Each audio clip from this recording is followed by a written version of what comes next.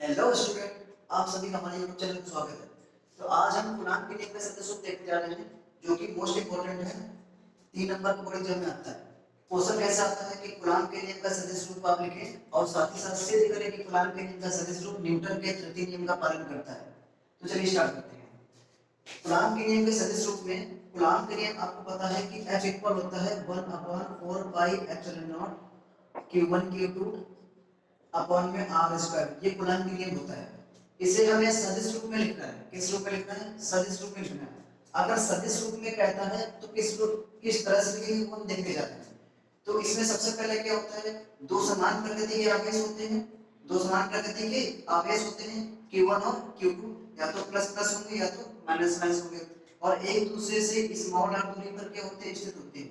ये दूरी कुछ भी हो सकती है, 1 मीटर 2 मीटर या 1 सेंटीमीटर 2 सेंटीमीटर, कुछ भी हो सकती है, या मिलीमीटर में भी हो सकती है। ठीक है। तो कुरान के नियम के सदस्य रूप के लिए सबसे पहली चीज कि आप लैंग्वेज में क्या लिखेंगे कि माना दो समान प्रकृति के आवेश Q1 Q2 एक दूसरे से स्मॉल आर दूरी पर क्या है, स्थित है। ठीक। अगर हम बात करें प्लस प्लस है तो प्लस प्लस के द्वारा कौन सा बल लगता है, प्रतिकर्षण बल। दोनों आवेश कैसे हैं, प्लस प्लस रेशा समान प्रकृति के हैं, तो दोनों आवेश एक दूसरे पे कैसे बल लगाएंगे, प्रतिकर्षण बल।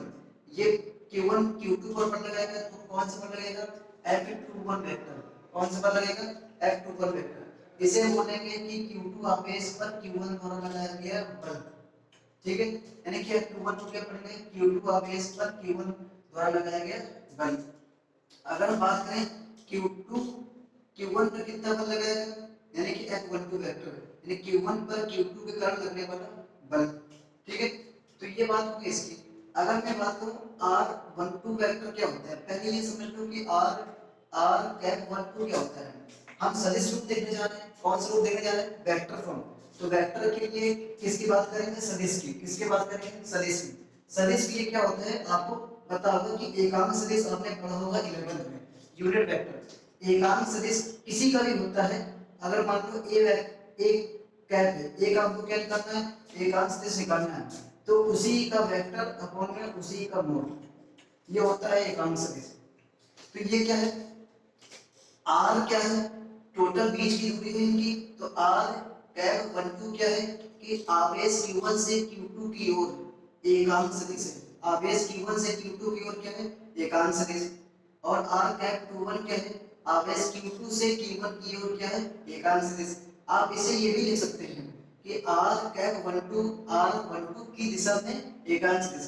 12 का मींस क्या है, पहले आवेश से दूसरे की ओर, पहले आवेश से दूसरे की ओर। ठीक। अगर मैं बात करूं, ठीक, R21 क्या, R21 क्या का मतलब क्या है, दूसरे आवेश से पहले की ओर एकांक सदिश। दूसरा आवेश से पहले की ओर एकांक सदिश। इसे हम ये भी लिख सकते हैं कि R21 वेक्टर की दिशा में एकांक सदिश। ठीक। तो आज अब अगर देखें कि आवेश Q2 पर कितना बल लग रहा है, आवेश Q2, आवेश Q2 पर Q1 के कारण कितना बल लग रहा है, F21 वेक्टर। कितना बल लग रहा है, F21 वेक्टर। F21 की अगर हम बात करें तो 2 मतलब दूसरे आवेश पर, 1 मतलब पहले के कारण लगने वाला बल। ठीक है। अगर मैं बात करूं Q2 पर Q1 के कारण, Q2 पर Q1 के कारण कितना बल लग रहा है, F21 वेक्टर। क्योंकि Q2 जो है प्लस है, ये क्या है प्लस, तो प्लस प्लस के लगाएंगे एक दूसरे पर प्रतिकर्षण बल। ठीक है। अब क्या है, Q2 Q1 पे बल लगाएगा, तो 1 मतलब क्या है, पहला आवेश, 2 मतलब क्या है, दूसरे के कारण लगने वाला वैलेंस बल। ठीक। ये तो जनरल इंफॉर्मेशन होगी। अब चलिए प्रूव करते हैं। क्वेश्चन आता है कि कुरान के नियम का सदिश रूप लिखें और साथ ही साथ सिद्ध करें कि कुरान के नियम का सदिश रूप न्यूटन के तृतीय नियम का पालन करता है। अरे वो ये देखेंगे, बहुत मोस्ट इंपॉर्टेंट है बोर्ड के पॉइंट ऑफ व्यू से। आप शुरू से लेकर अंत तक बने रहेंगे। अगर कोई भी स्टूडेंट नया ज्वाइन हुआ है तो सब्सक्राइब करेंगे। ठीक। तो चलिए स्टार्ट करते हैं। F21 वेक्टर को निकालना है, यानी कि आवेश Q1 के कारण Q2 पर लगने वाला बल। आवेश आवेश Q2, आवेश Q2 पर Q1 के कारण, Q1 के कारण लगने वाला बल, ये बल जो होता है वैद्युत बल होता है। तो अगर बात करें लगने वाला जो बल होगा तो हम कूलॉम का नियम लगाएंगे। कौन सा नियम लगाएंगे? कूलॉम का नियम। कूलॉम का नियम आपको पता है क्या होता है? F इक्वल होता है 1/4 Q1 Q2 अपॉन में R स्क्वायर। हम बात किसकी कर रहे हैं? Q2 पर, Q1 की गणना करने वाला बल। तो भाई Q2 मतलब दूसरा हो गया, Q1 मतलब पहला, तो यहाँ हम क्या लिख देंगे? F21 vector. ठीक है, समझ गए? बात हो रही है वेक्टर फॉर्म की। किसकी बात हो रही है? वेक्टर फॉर्म की। ये बहुत ज्यादा मोस्ट इंपॉर्टेंट है, वेरी वेरी वेरी इंपॉर्टेंट। तो बात हो रही है वेक्टर फॉर्म की, तो इसमें एक क्या रहेगा? एकांक सदिश आर कैप। वो भी कौन सा एकांक सदिश लगेगा? भाई पहला जो है दूसरे पर बल लगा रहा है F21 वेक्टर। ठीक, पहला तो पहले से दूसरी की ओर, यानी कि पहले से दूसरी की ओर एकांक सदिश क्या होगा? R12 cap. क्या हो जाएगा? R12 cap. ठीक, इतनी बात समझ आ गई। अगर मैं बात करूं, ये क्या है? एकांक सदिश है। क्या है? एकांक सदिश। एकांक सदिश का जो वैल्यू होती है क्या होती है? अभी मैंने बताया, किसी का भी एकांक सदिश निकालना हो, उसी का वेक्टर और उसी का परिमाण। ठीक, इतनी बात हो गई। तो मुझे R12 कैप का क्या निकालना है? वैल्यू निकालनी है। तो क्या होगा? R12 वेक्टर अपॉन में क्या हो जाएगा? R12 यानी कि इसी का मैग्नीट्यूड यानी कि परिमाण। ठीक, ये होगी इसकी वैल्यू। इसकी वैल्यू यहां पुट करने जा रहे हैं, तो क्या होगी value? F21 vector equal 1/4 pi epsilon not into Q1 Q2 upon में R square R12 cap. Cap की जगह क्या रखेंगे हम? R12 वेक्टर अपॉन में मॉड ऑफ R12 वेक्टर। इसका क्या होगा? मैग्नीट्यूड होगा। क्या होगा? मैग्नीट्यूड। ठीक, अब सुनिए ध्यान से, जो R12 कैप है इसका जो मैग्नीट्यूड होता है, ठीक, R12 वेक्टर, ठीक है, इसकी वैल्यू जो होती है R12 वेक्टर इक्वल, यानी मैग्नीट्यूड ऑफ R12 वेक्टर और मैग्नीट्यूड ऑफ R21 वेक्टर किसके बराबर होती है? स्मॉल r की। ठीक, ये देखेंगे क्यों होती है, अभी फिलहाल के लिए यहाँ वैल्यू पुट कर रहे हैं। ठीक है, तो F21 vector equal 1/4 pi epsilon not Q1 Q2 upon में R square into R12 vector. इसकी वैल्यू क्या हो जाएगी? R हो जाएगी। ठीक है, इतनी बात क्लियर हो गई। R square into R multiply होंगे तो क्या हो जाएगी? F21 vector equal 1/4 pi epsilon not into Q1 Q2 upon में क्या होगा? R cube. ये वैल्यू होगी R12 वेक्टर। इसे इक्वेशन फर्स्ट नाम दे रहा है, इसे इक्वेशन फर्स्ट नाम दे रहा है। ये बात हो गई कि आवेश Q2 पर Q1 के कारण लगने वाला वैद्युत बल कितना लग रहा है? कितना लग रहा है। ठीक, ध्यान सुनिए। अब बात कर रहे हैं कि आवेश Q1 पर Q2 के कारण कितना बल लग रहा है। आवेश Q1 पर Q2 यानी पहले आवेश पर दूसरे के कारण कितना बल लग रहा है। सेम प्रोसेस यही करेगा, लिख रहे हैं आवेश Q1 पर Q2 पर Q2 के कारण Q2 के कारण लगने वाला बल। ठीक, तो क्या है? F12 वेक्टर है। सेम प्रोसेस है कूलॉम के नियम से, कूलॉम के नियम से कूलॉम के नियम से क्या होता है? F equal 1/4 pi epsilon not. F equal 1/4 pi epsilon not.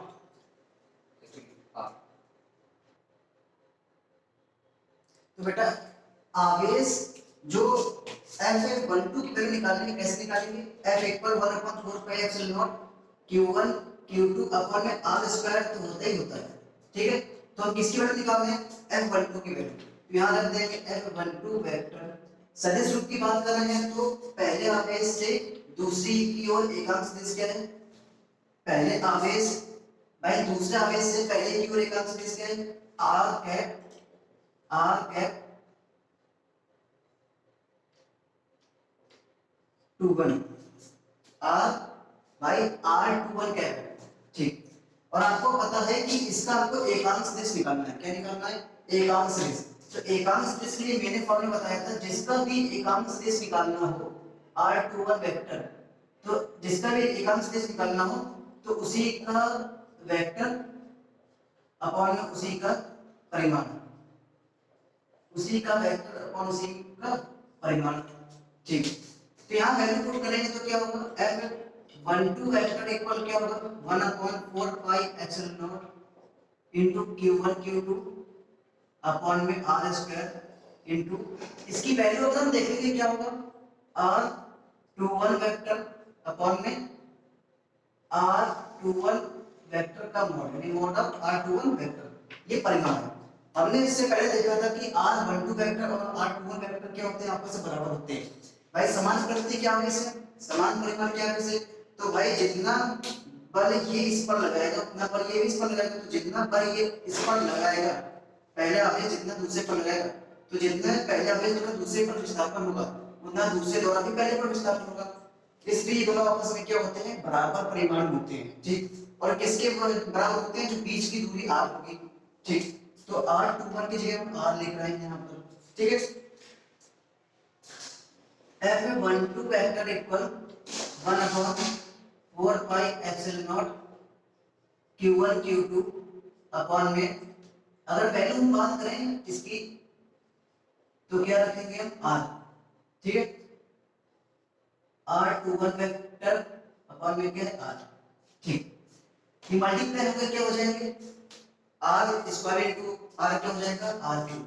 F12 vector equal 1/4 pi epsilon not into Q1 Q2 upon में r3, this value is R21 vector, ठीक। ये वैल्यू होगी, ठीक है। Next equation is second late कर रहे हैं, ठीक। इससे पहले वैल्यू क्या है, आपको पता है कि ये एक वेक्टर है, ये भी वेक्टर, दोनों एक दूसरे के क्या है, विपरीत दिशा में, लेकिन क्या है आपस में बराबर, लेकिन क्या है आपस में बराबर, ठीक है। तो हम वैल्यू इसकी जगह रख रहे हैं कि हम जानते हैं कि R जो 21 वेक्टर होगा किसके बराबर होगा, R12 वेक्टर है, लेकिन क्या होगी, विपरीत दिशा में होंगे। कैसे होंगे, विपरीत दिशा में होंगे, अपोजिट डायरेक्शन होंगे। तो इसकी जगह जो है F12 vector equal 1/4 pi epsilon not Q1 Q2 upon R3 है, और R21 वेक्टर है, इसके प्लेस पर हम लिख रहे हैं माइनस का R12। तो वैल्यू क्या आएगी, F12 vector equal 1/4 pi epsilon not into Q1 Q2 upon में R3, और इसकी जगह वैल्यू क्या लिखेंगे, माइनस का R12 वेक्टर, ठीक। तो अगर हम बात करें कि जो वैल्यू क्या बन रही है, F12 vector equal 1/4 pi epsilon not Q1 Q2, ये माइनस साइन अगर पहले ले आए, ठीक, बचेगी वैल्यू क्या, R12 वेक्टर, ठीक है। इक्वेशन सेकंड नाम दे दिया इसको, ये इक्वेशन सेकंड लेट कर लिया, समीकरण 2। अब देखिए समीकरण 1 ये है, समीकरण 2 ये है, ठीक है। जो समीकरण 2 में ये जो वैल्यू है ये, ठीक, ये जो वैल्यू है पूरी समीकरण 1 में F21 के बराबर है, तो लिखेंगे समीकरण 1 व 2 से, समीकरण 1 व 2 से, from equation first and second, समीकरण 1 व 2 से वैल्यू क्या है, F, ये वैल्यू मेरे पास है F12 वेक्टर, ठीक, साइन माइनस पहले से था, इतनी होल वैल्यू के लिए हम क्या रखेंगे, F21 वेक्टर, क्या रखेंगे, F21 वेक्टर।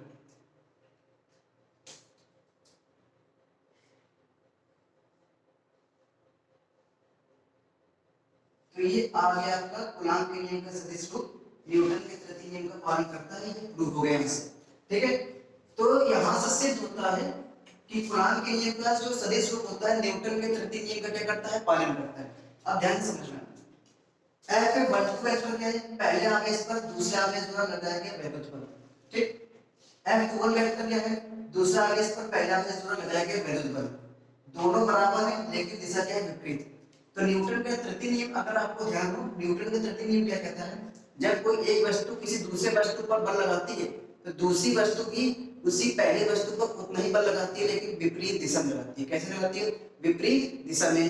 तो इसे ही न्यूटन के तृतीय नियम कहते हैं। सेम प्रोसेस यहाँ पर हो रहा है, सेम प्रोसेस यहाँ पर हो रहा है कि एक की पहले आवेश पर दूसरे द्वारा लगाया गया बल, दूसरे आवेश पर पहले द्वारा लगाया गया बल क्या है, दोनों आपस में बराबर लेकिन क्या है, विपरीत दिशा में, ठीक। तो इसे ही यहाँ से प्रूव होता है कि कूलॉम का जो नियम होता है, कूलॉम के नियम का सदिश रूप न्यूटन के तृतीय नियम का पालन करता है।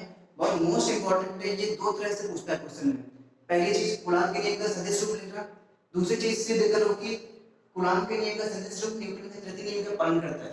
अगर कूलॉम के नियम का सदिश रूप एक नंबर में आता है तो आप वो लिखेंगे क्या, सीधे ऐसे लिख देंगे, F vector equal 1/4 pi epsilon not Q1 Q2 upon में R square into R cap, ये लिख देंगे एक नंबर में। और जहां करके जो जो टर्म है उसे आप क्या कर देंगे, इंडिकेट कर देंगे। जैसे Q1 क्या है, पहले आवेश, Q2 क्या है, दूसरा आवेश, R क्या है, दोनों के बीच की दूरी, और R क्या है, इनका स्थिति सदिश, ठीक। ये बात हो जाएगी, ठीक है। तो आज हमने क्या पढ़ा, कूलॉम के नियम का सदिश रूप। आप इससे ठीक से पढ़ेंगे और अच्छे से नोट्स बनाएंगे, ठीक है। आज के लिए इतना ही, थैंक यू, धन्यवाद।